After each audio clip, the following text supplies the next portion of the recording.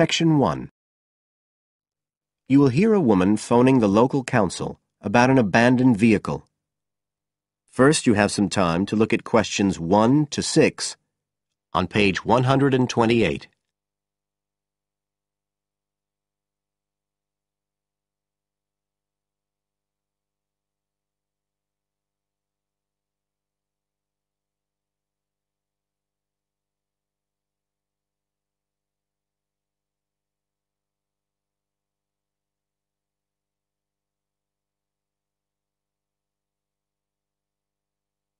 You will see that there is an example which has been done for you. On this occasion only, the conversation relating to this will be played first.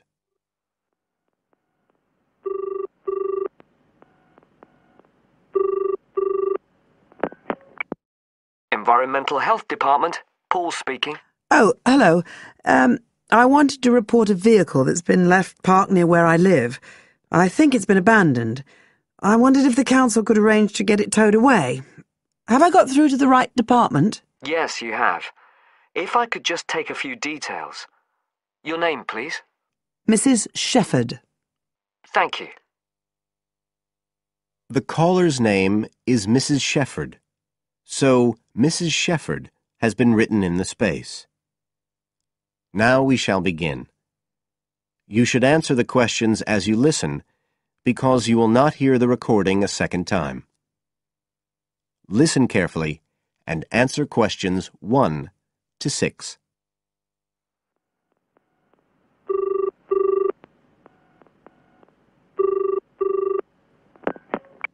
Environmental Health Department, Paul speaking. Oh, hello. I wanted to report a vehicle that's been left parked near where I live. I think it's been abandoned. I wondered if the council could arrange to get it towed away. Have I got through to the right department? Yes, you have. If I could just take a few details. Your name, please? Mrs. Shepherd. Thank you. It's not my vehicle, though. I just thought someone ought to report it. No, that's fine.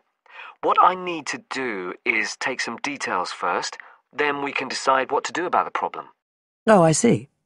So the next thing I need to know is your address. Right, it's 41 Lower Green Street, Yes? Barrowdale. And the postcode's WH4 5JP. Fine. And if I could just ask for a telephone number. It's 01778 552387. I'm out quite a lot, but you can just leave a message on the answer phone if you need to. Or I could give you my mobile number. That's all right, don't worry. Now, could you tell me a little more about this vehicle? You say it's been abandoned. Well, it certainly looks like it. Can you give me an idea of where it is? Yes, it's near the main road that goes through Barrowdale. Is that the A69? Yes, that's right. Now, there's the primary school just towards the end of the village, and then next to that, next to the children's playground, there's a field, and it's in there. Oh. I wonder how it got in there. Well, there's a gate to allow farm machinery in and out. I thought something ought to be done about it. The children from the school might start playing in the vehicle and lock themselves in or something. Yes, you were quite right to report it. And what type of vehicle are we talking about here? It's a van, actually. You know, the sort with just a couple of little windows at the back. Right. You don't happen to know the make and model, do you? Oh, yes. I went and had a look and got all the details. I thought you might need them. I'm surprised the school hasn't contacted you about it. Anyway, I wrote the details down. Right. It's a Catala, and the model's a Flyer 2000. Is that Flyer? That's right. Very good. And the colour? Well, it's not all that easy to see because it's absolutely filthy.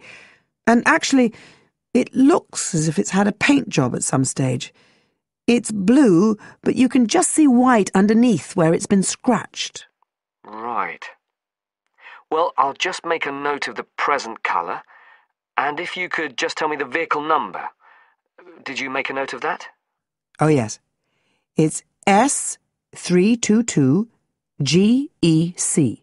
Okay. Before you hear the rest of the conversation, you have some time to look at questions 7 to 10 on page 128.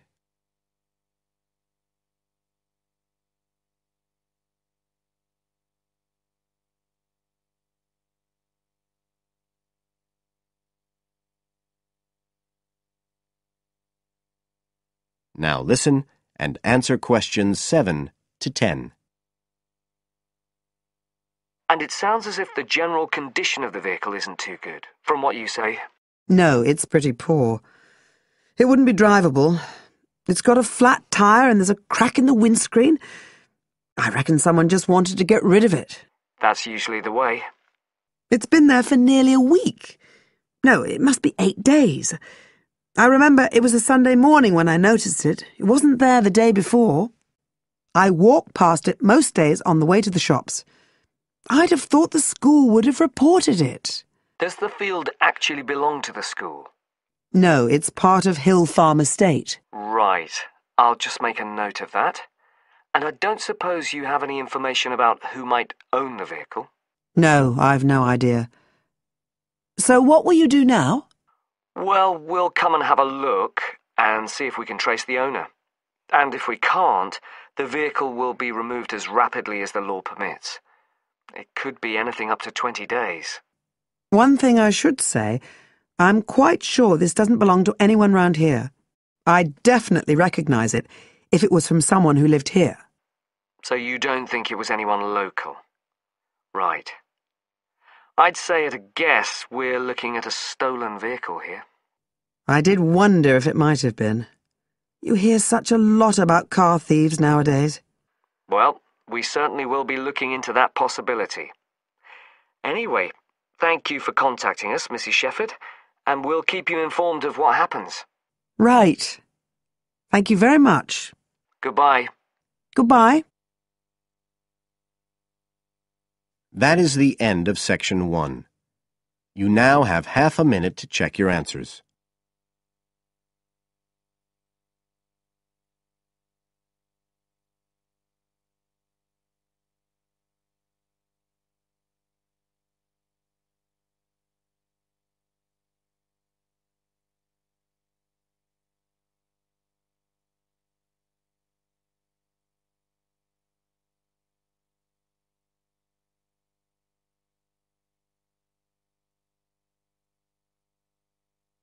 Now turn to section 2 on page 129.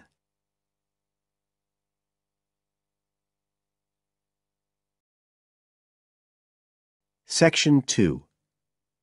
You will hear a tour guide talking to a group of tourists who are visiting a historic town on the east coast of the USA. First, you have some time to look at questions 11 to 17 on page 129.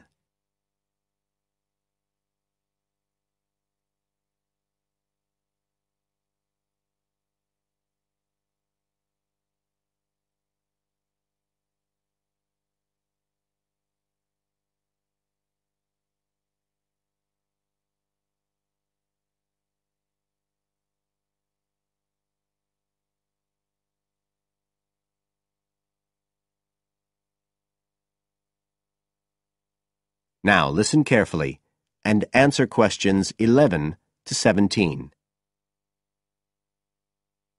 Right. So here we are in Fairhaven, and we have a couple of hours to spend in this historic center before we carry on to our motel. And as you'll know from the itinerary of our trip, we're visiting Fairhaven because of its historical links with a man called Manjiro Nakahama. So I'll begin by giving you a brief overview of his life, and then you can explore the town at your leisure. Well, Manjiro Nakahama, as he was then known, was born in 1827 in a village by the sea in what is now Toshishima-zu in Japan. And like many people in that town, he became a fisherman when he was just a youngster. One day in 1841, when he was just 14 years old, he and some others were fishing far off the coast of Japan when they were caught in a storm and shipwrecked on a small deserted island. They had to wait for 6 months before they were rescued by an American whale ship that had stopped at the island by chance. 4 of the 5 Japanese were put ashore in Hawaii, but Manjiro had become friends with the captain, William Whitfield, who came from the town of Fairhaven, where we are now, and he chose to remain aboard and to return with the boat to the USA. So Manjiro unwittingly became the first Japanese ever to set foot on American soil. He came back right here to Fairhaven with Whitfield and stayed with the Whitfield family, who paid for his education here in the town. He studied mathematics and geography, as well as shipbuilding and navigation. But he missed his mother and his own country, and eventually he went back to Japan, where he had a responsible position as a university teacher and also served an invaluable role as interpreter during the initiation of relations between Japan and the United States in the middle of the 19th century. But the most interesting thing is that the links between Toshishimizu and Fairhaven have remained and grown stronger over the years, in spite of the distance between them. And in fact, the 2 places now have the official status of sister cities. Both places are ports, so in fact the inhabitants have a lot in common. There have been a number of visits by the inhabitants of Toshishimizu, in particular at the time of the festival, which is held every 2 years here in Fairhaven to celebrate the life and achievements of John Manjiro. It takes place in the fall, and there's an ever-growing program including drumming, singing, martial arts, and stalls selling Japanese and American food. So if you're going to be in the region around then, it's really worth a visit. Before you hear the rest of the talk, you have some time to look at questions 18 to 20 on page 129.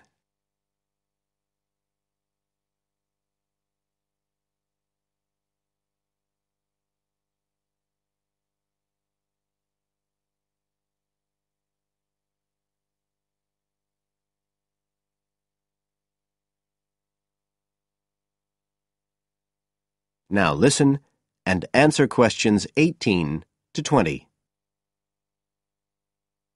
Now, many of the buildings that Manjiro Nakahama knew in Fairhaven are still standing today. And so if you'd just like to hand round some copies of this map, I'll suggest the best route to follow to see them. Okay, so if you look at the bottom of the map, you can see the Millicent Library, and that's where we are now. Now, to follow the John Manjiro Trail, you go out of here along Center Street and then head up Main Street until you get to Pilgrim Avenue. Go down there and turn right at the end. Go straight on, and just on the corner with Oxford Street, you'll see a 2-story house. This is the Whitfield family house, and this is where Manjiro first stayed when he came to Fairhaven. It's still a private residence, so please respect the owner's privacy. Okay, now if you carry on along Oxford Street, then turn left at the end, you'll come to North Street, and about halfway down there is what's known as Old Oxford School. This was the very same school that Manjiro attended when he lived here. It was considered to be the best school in town because of the quality of the building. Unusually, it was built of stone, and the quality of the teaching. Nowadays, it's usually closed, except on special occasions. Go on to the end of North Street and turn the corner onto Adams Street. If you follow the road down back towards the library, you go round a couple of sharp bends, and on the second of these, you can see the School of Navigation, which Manjiro also attended. And if you follow the road on, you'll soon find yourself back here at the library. And I'd suggest you spend some time looking round that too, if you have any time left. Right. Now, does anyone have any questions? That is the end of section 2. You now have half a minute to check your answers.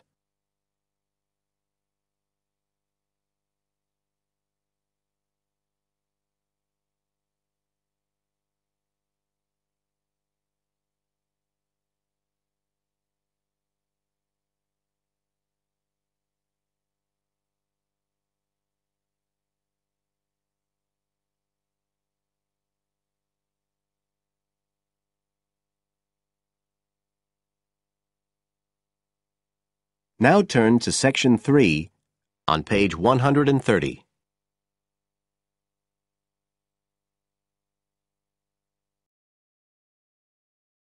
Section 3.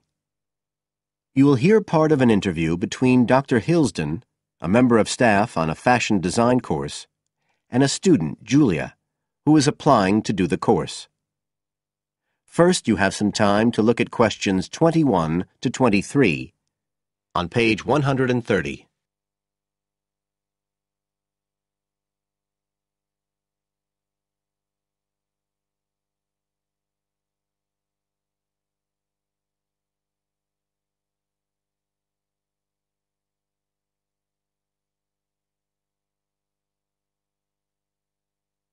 Now listen carefully and answer questions 21 to 23.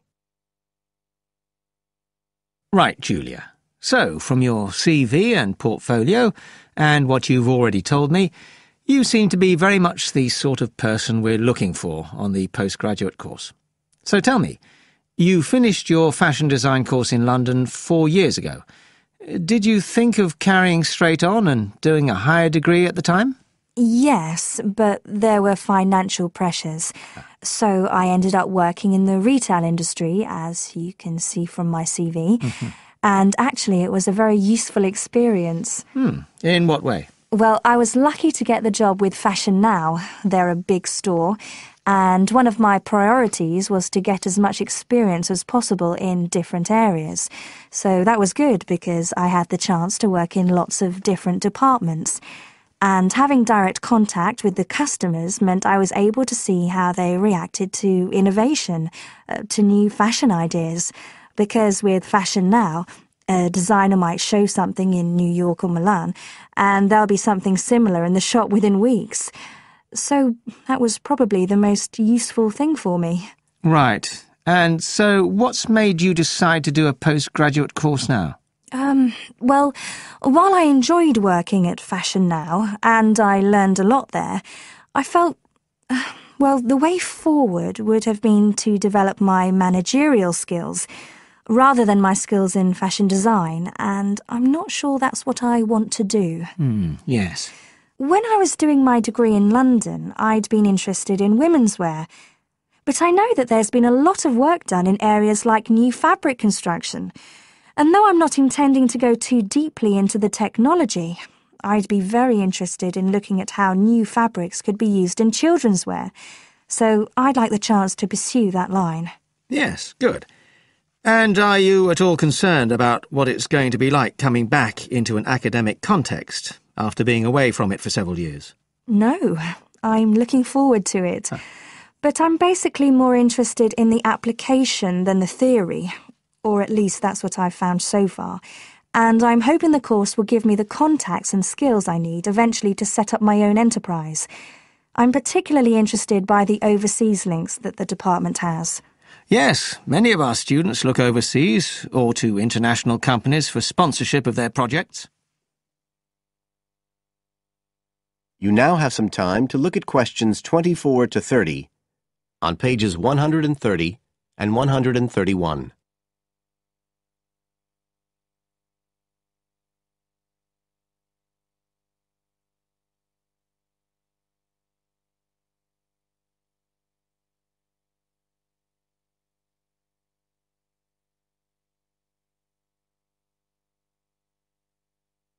Now listen and answer questions 24 to 30. And the facilities here look excellent. I just went to look at the library. It's really impressive. There's so much room compared with the one at my old university. Yes, most students find it's a good place to study. And there are link-ups to other universities, of course, and all the usual electronic sources. The staff run an information skills programme, which we recommend all postgraduates do in the first week or two. Design students find these special collections particularly useful. Yes. Then we have a separate computer centre, which has its own academic coordinator, Tim Spender. He's got a background in art design, and the ethos of the centre is that it's a studio for innovation and creativity, rather than a computer laboratory. Oh, right. I liked the study spaces where students can sit and discuss work together. Very useful for joint projects. We always had to do that sort of thing in the cafeteria when I was an undergraduate. And I read in the brochure that there's a separate resource for photography. Yes, it's called Photomedia. It's not just for photography, but things like digital imaging and new media. It's a resource for all our students, not just fashion design. And we encourage students to work there, producing work that crosses disciplinary boundaries. It's well used. In fact, it's doubled in size since it was set up 3 years ago. And we also have an offshoot from that, which is called time-based media. This is for students who want to develop their ideas in the area of the moving image or sound. That's in a new building that was specially built for it just last year. But there are plans to expand it, as the present facilities are overstretched already. Right. Now, is there anything you'd like to ask about the course itself? I know it's a combination of taught modules and a specialist project, but how does assessment fit in? Well, as you'd expect on a course of this nature, it's an ongoing process. The degree course has 4 stages, and there are what we call progress reviews at the end of each of the first 3. Then the final assessment is based on your project. You have to produce a report which is a critical reflection on your work. And is there some sort of fashion show? There's an exhibition.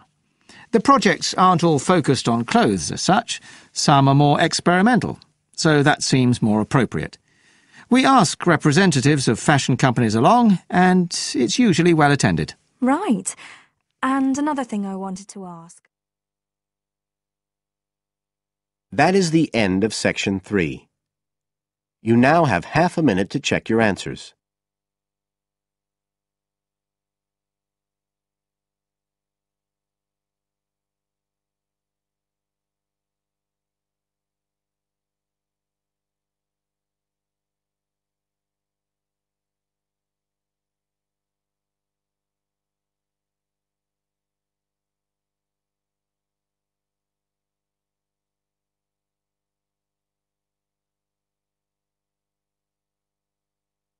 Now turn to Section 4, on page 131.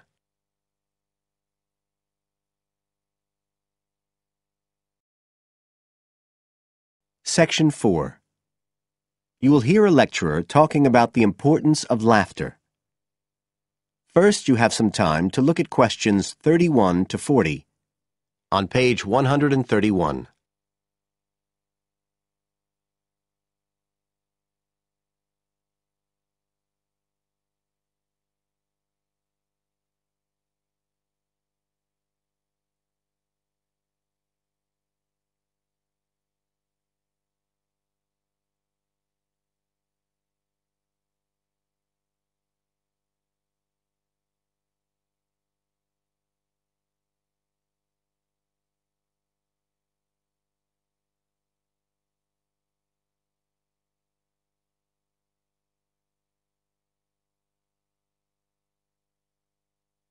Now listen carefully and answer questions 31 to 40.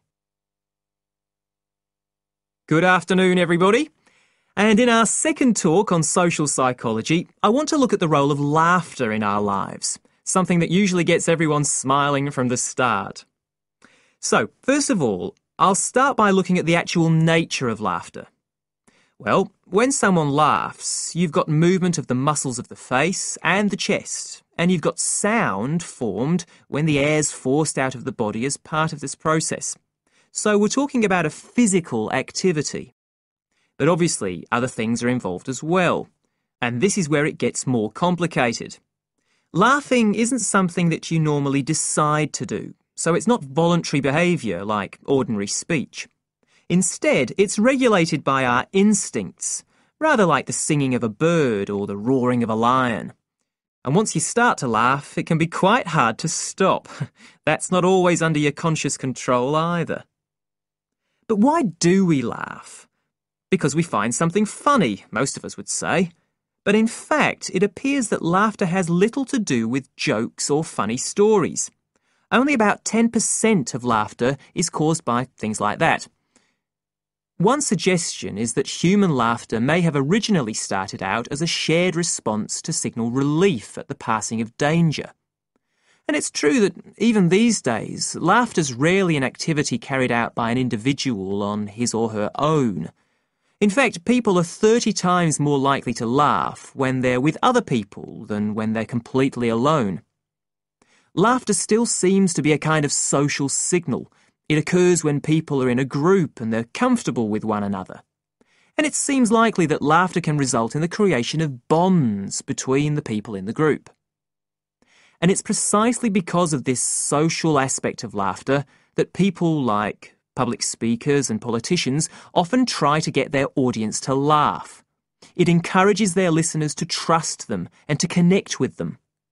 But this kind of thing, controlling the laughter of a group that is, indicates that there's a link between laughter and power, and this is supported by several studies that indicate that bosses use humour more than their employees. And research has also shown that female listeners are likely to laugh much more if the speaker is male, so it appears that there are gender issues associated with how much we laugh. I should also point out that laughter can be used as a negative signal as well as a positive one. I think we've all probably seen evidence of a group using laughter to exclude someone, to emphasise that they are not accepted. So it's not always a positive type of behaviour either. So what all this goes to show is that laughter is a very, very complex issue.